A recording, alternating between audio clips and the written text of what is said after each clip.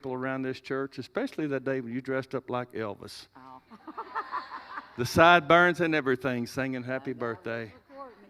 But you're amazing. We love her so much. And she's going to introduce somebody else that's extra special to us, Miss Courtney. But I just wanted to make sure we all know who Leah Bishop is. Well, And we're blessed. thank you. Okay, I'm about to cry again. Because I'm just going to say first, like, my name is Leah. I'm struggling with a lot of stuff right now. And the Lord has really been dealing with me. And it's my honor to be here because I realized I was supposed to be here. But I get to introduce Courtney. She and I have been friends for like 7 years now. We serve in the nursery together. She's our nursery director. She wears so many hats. I asked Courtney and Josh to adopt me, even though I'm like the age to be their mom.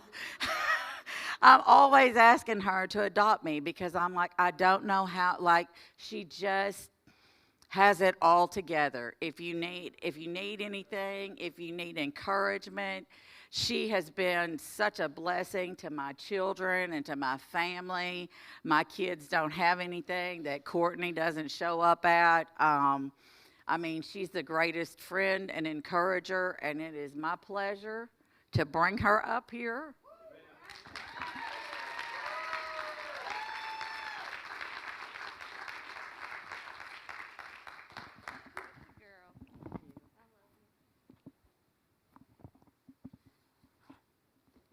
Thank you, Leah. I love her so much. But she has lied to y'all. I do not have it all together. I never have, and I never will.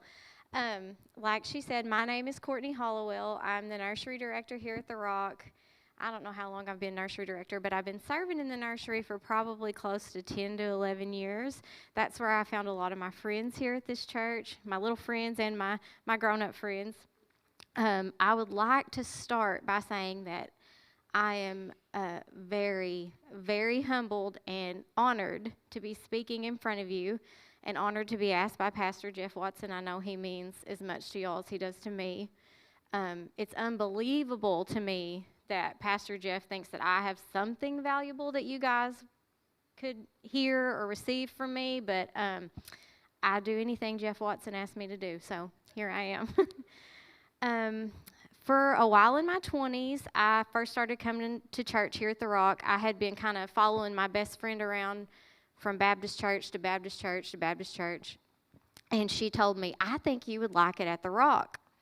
And she said their worship was a little too lit for me, but I think you would like it. And I was like, okay. So I came to The Rock, and I instantly, I felt at home. A lot of people feel that when they come to these doors. They feel like they are at home, and that's what I felt. I started out sitting right over here. That was where I liked to be. I would come in, slip in, sit down, didn't know anybody, get out, not talk to anybody, and I kind of like that because where I grew up in Corning, everybody knows everybody, and everybody knows everybody's business, and everybody knows your grandma's business and your mom's business and 5 generations ago businesses, and it follows you. So I was like, hey, I love coming here. Nobody know me. Sit down, have my time with God, and leave. But Pastor Jeff Watson was not going to have that. Every Sunday before church, he works the sanctuary. He's going to come by. He's going to get to know you. He's going to shake your hand. He's going to remember you next week. And wasn't very long that I got to remain under the radar here at The Rock. But I would sit over here, and like my best friend said, the worship was lit. I loved it. I loved it. And I would just get overcome with emotion every week. I would say I cry every time I go to that church. I felt God there, and I would be just so emotional thinking about all the times that God had been with me through my life and protected me, even more than I probably even am aware of, on this side of heaven, the ways that God's moved for me. And I would feel so unworthy, and then just the tears would just come, and I would ask God, why? Why did you spare me for so many things? There are a lot of people that were raised like I was, and they just didn't come out of their childhood as unscathed as I did. And I would tell God, like, I just do not deserve the mercy that you have poured over my life, which is kind of funny because if I could have picked 2 songs for worship tonight, that would have been the songs that you guys sang, because I'm going to kind of speak on Psalm 23 tonight and how it's just kind of intertwined in my life over the years. But one Sunday, Pastor Terry delivered a one-liner, and I love a one-liner in a sermon that, you know, you hear sermons and they all give us something and we leave and we chew on that. But there are sermons over the course of time that you always remember, like that one thing, like it was like a pivotal, like an aha moment. And Pastor Terry said, God brings you through things in your life for this reason, and it is so that you can testify. And I was like, that's why God has been so, so good to me. So here I am, and I will never turn down the opportunity to testify about God's goodness in my life, no matter how unworthy I feel that I am, because he's worthy, and I will give him all of the praise all the time. So I was born in 1988, and yes, Leah was grown. She could have been my mom, but God saw it differently for us, and now we're friends and sisters in Christ. I was raised not far from here in Corning, Arkansas. I don't know if anybody's ever been there. Wasn't for me, but God brought me here, and really through church. I grew in church here, and I prayed for God to make a way for me to be closer to my church, and he did. So we live in Paragould now, but I was raised in Corning, and my parents were raised in Corning, and my husband's parents were raised in Corning, so we come from a long line of people from there. I'm the oldest. I have 2 younger brothers, and my parents were high school sweethearts, and they were married for 3 or 4 years before they had me. So kind of like on paper, it looked like, you know, they just had a real cute little story and that everything was just going to be cookie cutter. But they separated at a young age, and my mom went down the path of addiction. And because of that, I was emotionally abandoned by her. My brothers and I, we started getting like shuffled around a lot, you know, where we would stay. When we would stay at my mom's house, it was a drug house. Strangers would be asleep on the couches, asleep on the floor, or they would stay up all night at the kitchen table, coming and going, you know, dealing and doing, eating our food. We had a wick juice, you know, that juice that comes in a can. They would turn that into jungle juice, turn the wick juice into jungle juice. Like, it was just a party house. And when the morning would come, like, my mom couldn't get up to take me to school. Like, she just physically couldn't do it or wouldn't do it. I really don't know. I was young. But if I did make it to school, she wouldn't come pick me up. And something that trauma will do to you, you have a good sense of humor. So I'm funny. At least there's that. But I would be standing at school, and everybody would be gone, and there would be no more kids standing at that car line, and they'd take me into the office, and they'd start calling people, be like, hey, anybody want to come get Courtney today, you know? And when my oldest daughter started school, like, car line would be at 3, and I would get there at, like, 1:15. Like, I was going to pick my girl up. She was not going to think I forgot her. But that is just like how we're a product of our past, even if we don't realize it, just little things like that. I thought one day, I'm like, why am I getting here so early? Like, I'm just sitting here staring at the door, and I thought, I don't want her to feel what I felt. But I'm okay, y'all. I turned out, like I said, I'm funny. But through growing up in that drug house and that unstable environment for a few years, somehow, this is what really gets me sometimes, by the true grace of God. Just random people that my mom didn't know, like somebody she did know would bring people that, you know, just whoever needed a place to stay. I was like never physically harmed or touched by anyone that passed through that house. And I know that's a miracle because I know so many other people that were raised in the same environment that were not as protected as I was.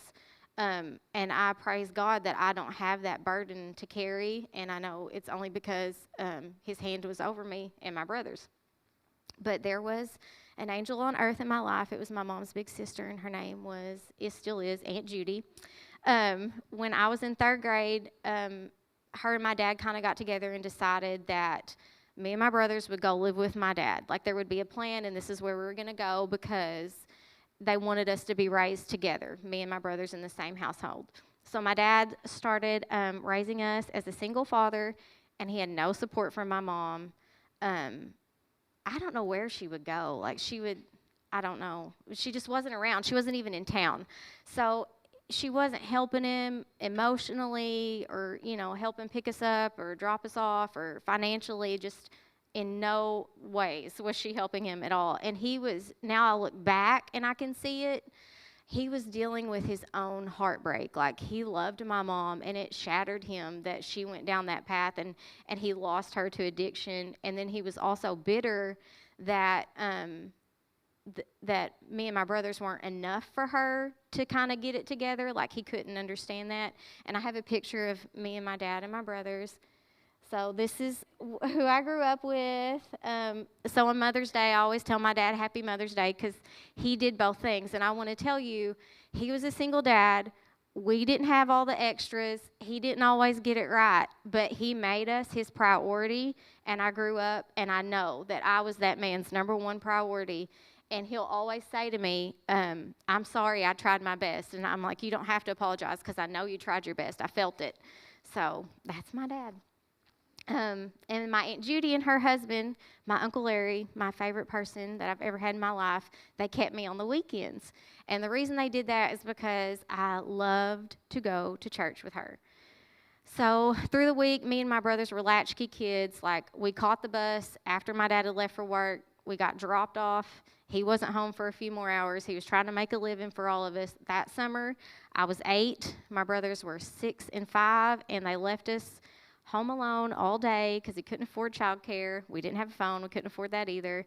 And we lived in a 1-bedroom apartment complex where I am certain there were some sketchy activities going on. Some sketchy characters lived out there. Like it wasn't like a nice place to live. But God always kept us safe. So I am so thankful for that. But from living with my mom, I developed like a lot of anxiety, and it would come out when I would try to sleep. Like I didn't want to sleep by myself.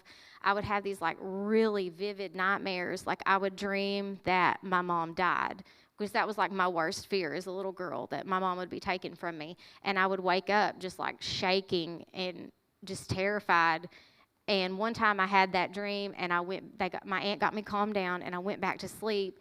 And then I had another vivid dream that I was at her funeral, and they were telling me, no, that wasn't a dream. Your mom really did die. So it was like a cycle. Like I couldn't rest. I slept with the TV on until I was like 25.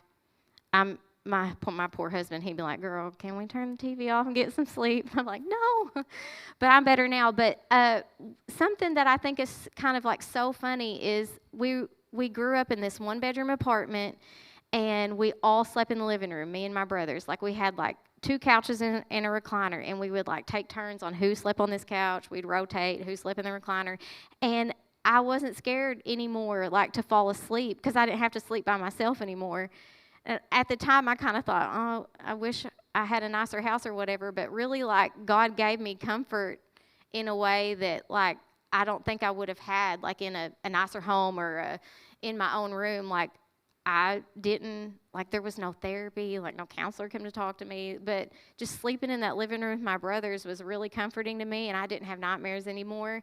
And then for a long time after I got married, my husband worked off on the oil rig, and he would go to work in like Pennsylvania, West Virginia, and I would sleep on the couch when he was gone because it was just like a comfort to me. And I just think that's kind of funny, like how God, he just works things together in like little bitty details. So back to my Aunt Judy. When I was 10 years old, and she had been taking me to church with her my whole life, I was 10 years old, and I asked Jesus to come into my heart. And I was baptized the same day as my Uncle Larry. So my Aunt Judy had faithfully prayed for his salvation for over 20 years, and that we got to be baptized together is a very dear memory to me. And because my Aunt Judy stepped in to fill that role for me and take me to church with her every weekend, I truly believe like she helped save me years of pain because, I mean, who doesn't wish they could have found Jesus sooner? You know, having him in those formative, like, preteen years, the teenager years are like the greatest gift of my life. You know, it helped me choose my friends, helped me choose my husband.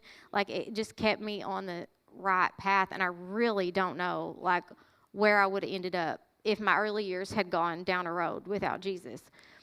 And a lot of those ladies in that church, they took me under their wing, and they always made sure, like, I had what I needed if I was going to church camp. They would be like, do you have, like, deodorant and a toothbrush? You know, made sure I had a little suitcase. They'd give me guidance, and they were always cheering me on, and they encouraged me. And that encouragement was just like a medicine to my little heart, because I would go to school, and I would feel so insecure around other people, like, and they just made me feel like I was special because God said I was special. So little encouragements, just don't ever, like, underestimate, like, what kind words and just building people up and a smile can do. And it's just been like a recurring theme, like, through my life, that I never really had what I needed, like, in a traditional sense, but God always ordered my steps and put the right people in my life to, like, stand in the gap for me. And then I have a picture of my Aunt Judy and Uncle Larry I wanted to show y'all. Oh my gosh, I just love them so much, y'all. And there is a verse in Psalm 23, verses 2 and 3, that speaks over this time in my life, that he leads me beside still waters. I was given peace when I should not have had peace. He restores my soul, and he leads me in paths of righteousness. Like, he got me there.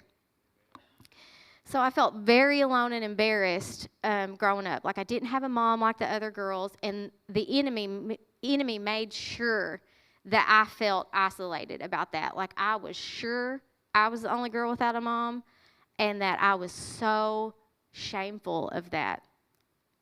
So ashamed. And it wasn't even, you know, it wasn't my fault, but you can't tell a kid that.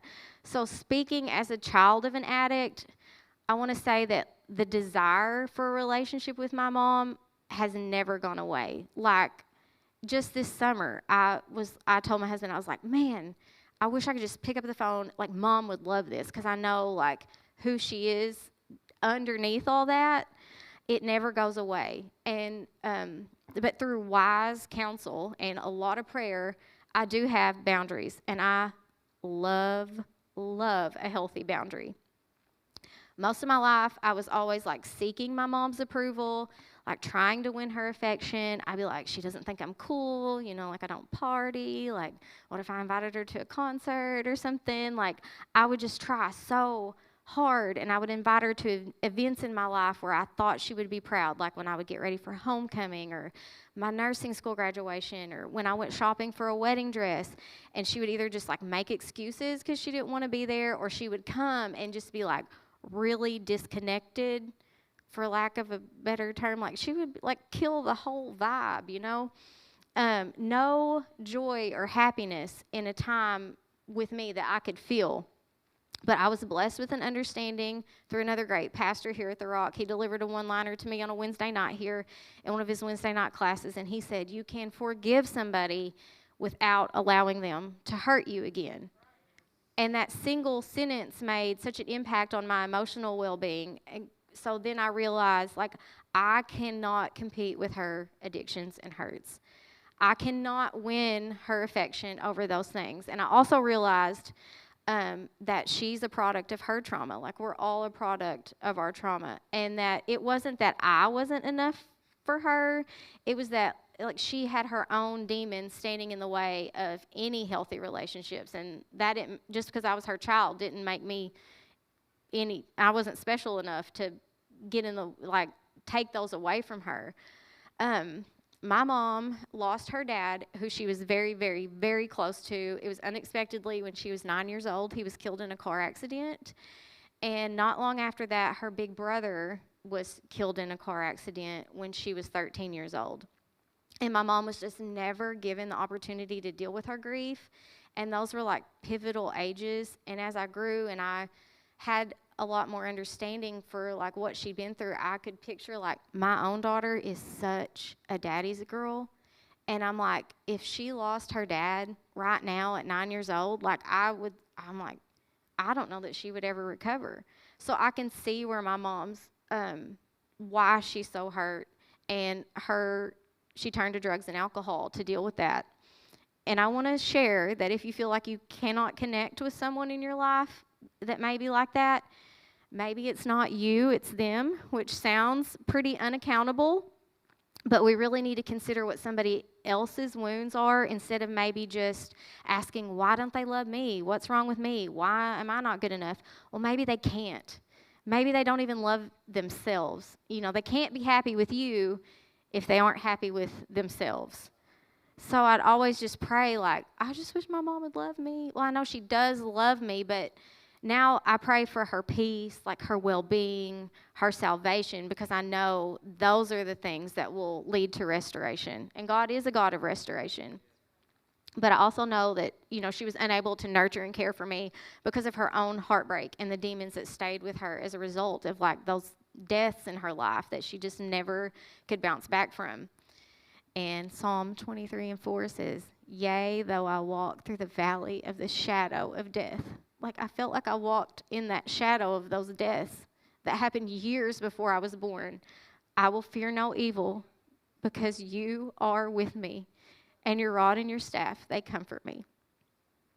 So my Aunt Judy always mentioned a lady to me who taught her Sunday school class when she was a new Christian, and her name was Sister Geneva. And she told me that she admired Sister Geneva as a woman of God, and she just was so inspired to be like her. And by the time I was coming to church with my Aunt Judy, Sister Geneva, she wasn't able to come to church anymore because of her health and her age. But I do have a memory of a Wednesday night service, I believe it was, and the pastor had shared with the congregation that he was so sorry to say this and that we needed to pray for her family, that Sister Geneva had passed and gone on to be with the Lord. And I remember the congregation reacting like very strongly, and I knew that Sister Geneva had had an impact and left a legacy on all those people in that church building and touched a lot of people. And I think it's funny, like, why do I remember that? You know, I'd never seen that lady, never met her.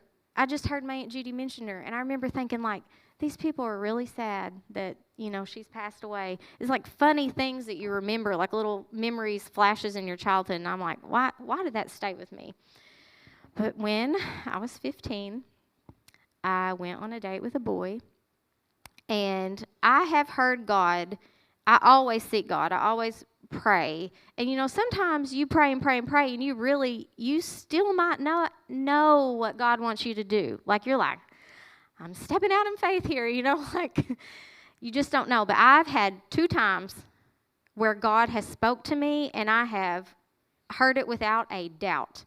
And the kind of speaking, like, where you know that you know. Now, I used to go to church camp, and I saw like 3 or 4 kids one year get prophesied over, and this preacher told them, you're going to be a nurse, and you're going to comfort the dying, and you're going to do this with your life.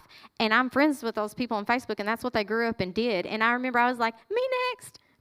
Somebody tell me what to do, please. Like, I mean, I wanted that, like, just speak it, no question about it, and I never got that. But this was a time that I knew I'd heard God, and I was looking at this boy, and I just felt something come over me, and I was like, if I go on another date with him, I'm going to marry him. And fast forward 6.5 years later, I did marry him, and we have similar backgrounds. Eloy, you want to put that picture up of us? Because, look, wasn't he so cute? That truck was so loud. Like, you could hear it coming, like, he had to turn off the highway, down a road, down another road, and I could hear him on the highway. And unfortunately for me, like, my dad could hear that truck too. So, like, I could not be late. He could not sneak me out or, you know, anyway. But we both come from similar backgrounds, and on paper, by looking at our history and our lineage, we should both be 4th generation alcoholics or addicts. And from that breeds, like, abusive relationships, neglects. Like, we all know, like, if there's someone that's struggling with addiction, like, it affects the whole family. It's not just your addiction, like, it ripples. But God, like, it ran in the family until it ran into us, and it is not because of anything we did. It is only because of God. That's another aspect of my life that I am so, so humbled by. One of my aunts was like, "What's that boy's last name again?" And I said, "Hollowell." And she said, "Oh, you don't need to be running around with him." And I was like, No. He's good, I promise. We're not any more special than anybody in this room, but it's only by God's grace that we have a happy and healthy marriage and a beautiful home life. And my husband's name is Josh. And if you know me, you know that I love me some Josh. That is my soulmate. And I want to say, like, when I felt like I'm supposed to marry this boy, it wasn't like love at first sight, because that's lust at first sight. Like a soulmate and love at first sight are two different things, and he's my soulmate. And Josh's dad, who struggles with alcoholism primarily, he told me one time that he knew why Josh was a good man. And I thought, oh, here we go. I thought he was about to get on one of his spills, but he said it wasn't because like he raised him to be a good man. He did not set a godly example for Josh. It was, he believed, because of Josh's great-grandma's prayers. She spent time on her knees to God, asking him to break those chains, those generational curses that had a hold of her family. Like, she was taking back her family for Jesus. And Josh's dad says that Josh is a living, breathing testimony to his great-grandma's prayers. And his great-grandma's name was Sister Geneva. And she was my Aunt Judy's Sunday school teacher. And if that just isn't a cool little God wink in my life. So I'm here to tell you tonight that don't ever give up on your prayers for your loved ones. A legacy of prayer and faithfulness will continue to bless your children. And I'm going to jump over to Proverbs for a minute, because this verse is like my life verse for my husband. The righteous man walks in his integrity, and his children are blessed after him. And we are blessed after his grandma Geneva, just like I believe my Aunt Judy was praying protection over me every time she sent me back to my mama's house. Like, God moved on their behalf, and I am so, so thankful. So in 2012, our first daughter, Georgia, was born. And we were absolutely over the moon, like could not have been happier. And I'd always imagine, like, I'll have 2 kids 4 years apart. That's the perfect age gap. So when Georgia was about 3 going on 4, she was sleeping through the night. She was potty trained. Like, I wasn't having to take a diaper bag anywhere. I was like, she would make the best big sister. And Josh and I started talking a little bit about if we're going to have another baby or not. I wanted Georgia to have a sibling, but we were also like very fulfilled as a family of 3. Then Josh got laid off of work, and we didn't really think about it anymore at that time. Like that, you were thinking about your bills and not like, hey, let's have another baby. So Josh is a definition of a hard worker and a provider. And if you ask anyone that knows him, like, hey, describe Josh Hollowell to me, the first words out of their mouth they would say, he's a hard worker. And he was laid off from this job that he had had since he was 18 years old. And we had a calmness about us and a peace.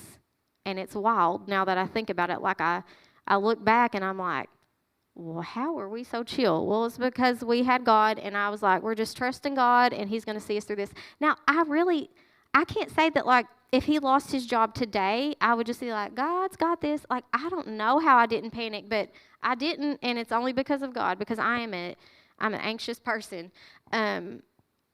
We did not need for a thing during that time. God provided, and he was laid off for about 6 months, and looking back, it feels like that flew by.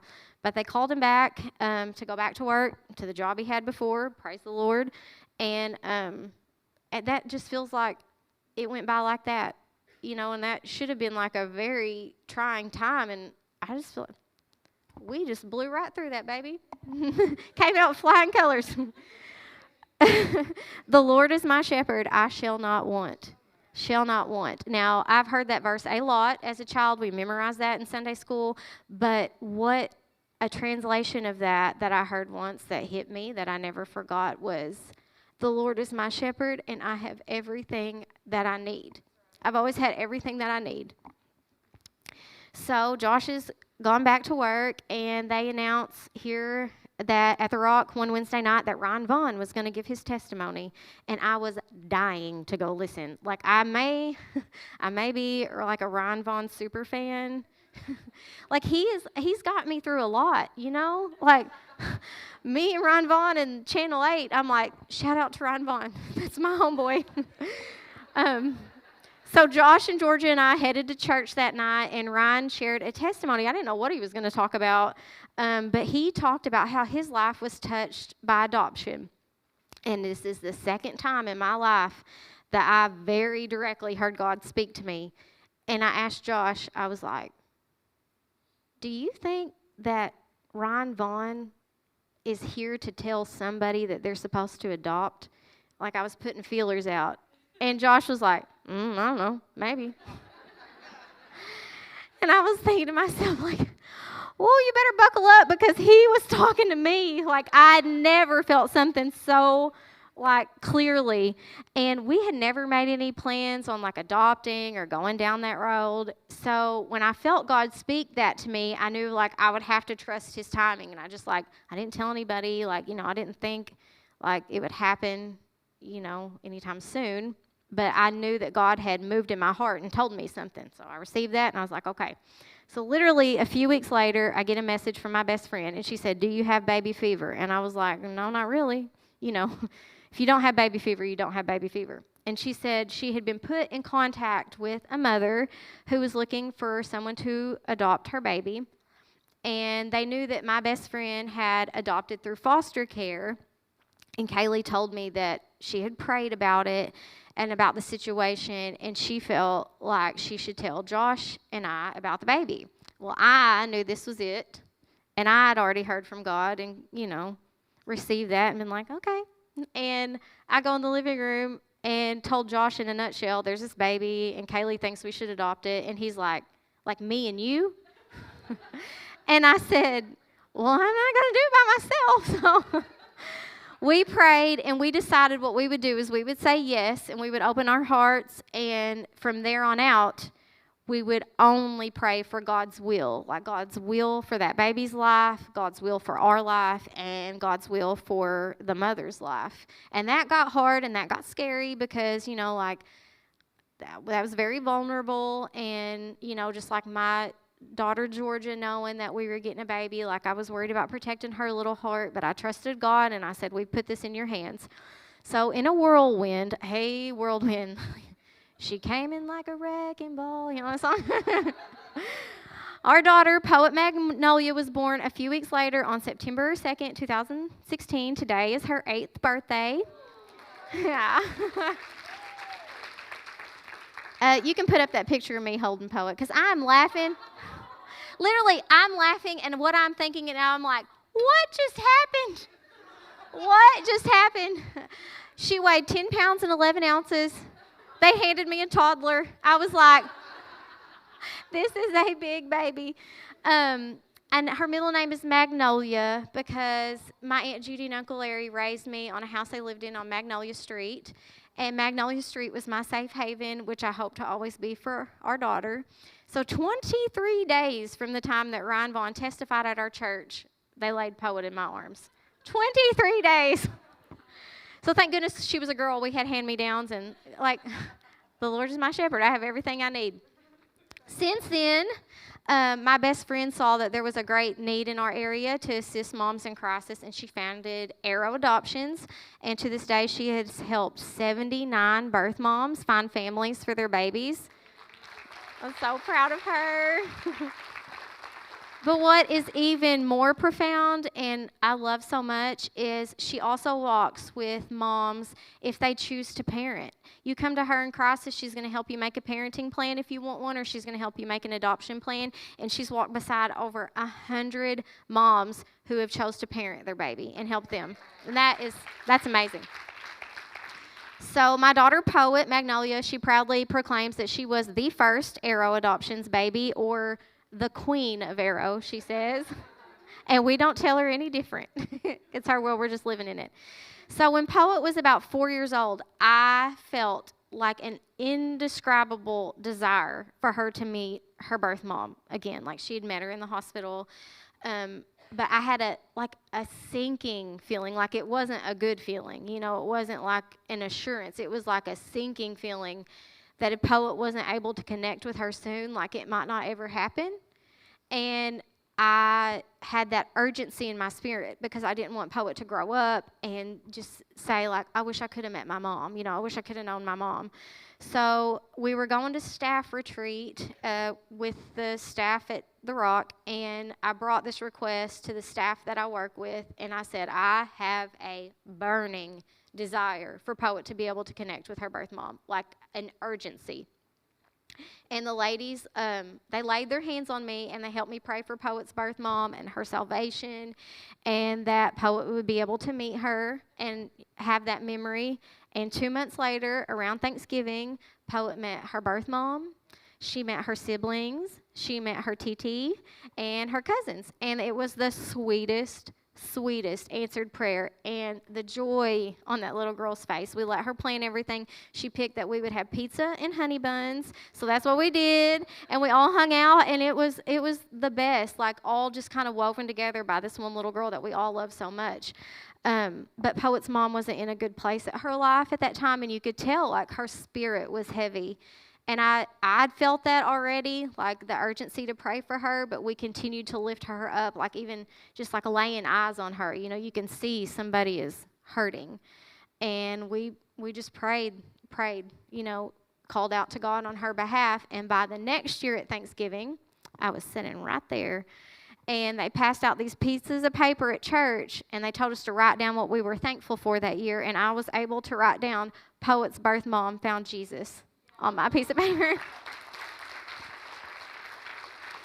And now, like when we visit with her, I can see like a whole new life flowing out of her, like peace flowing out of her. Like she's working in ministry now, and we are loving watching what she's accomplished with the Lord in her life. And you can put this picture up of our little Brady bunch.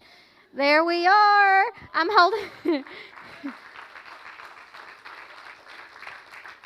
My oldest daughter, who is 11, like she gets so confused. She does not know who we are related to. And I'm like, we're all family, girl. Like our friends are our family. We're just all family. So in closing, I would just like to share one more thing that Pastor Terry gave to our congregation in a sermon that has stayed with me ever since. And it was Easter Sunday. And a portion of his message was, how do you know that God is real? Well, I firmly believe that that's where faith comes in. You know, you have to have faith. There are people who lived when Jesus lived, walked the earth with him, laid eyes on Jesus, and they still did not believe. And then here we are all these years later. We have to have our faith. But he said we can read in the Bible, and it tells of God's faithfulness and his miracles. But how I know that God is real, how I know that I know, are the miracles and the faithfulness that he's poured over my life, that I have felt, the way he's moved on my behalf, how he showed up time and time again, is the evidence. Like I see the evidence of your goodness all over my life. And that's how that I know that God is real and he's alive. So thank you for letting me share some of my miracles with you. And I want to wrap it up with Psalm 23:6. Because surely it says, surely goodness and mercy shall follow me all the days of my life.